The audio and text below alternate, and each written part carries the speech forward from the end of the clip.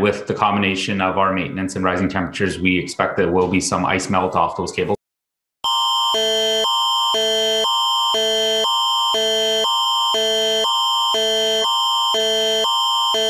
The town of Fort Erie is requesting that all non-emergency travel be avoided. Blizzard conditions continue. Venturing out could put you in extreme danger.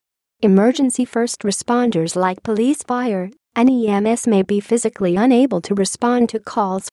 Hazards on the roadways include downed trees and hydro lines, drifting snow, flooding, and abandoned vehicles.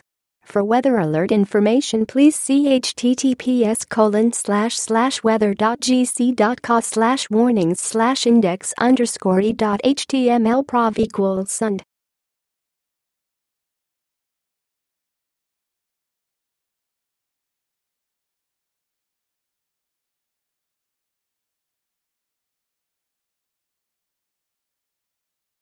Has been the issue here? Is it the freezing rain, weighted down trees? What's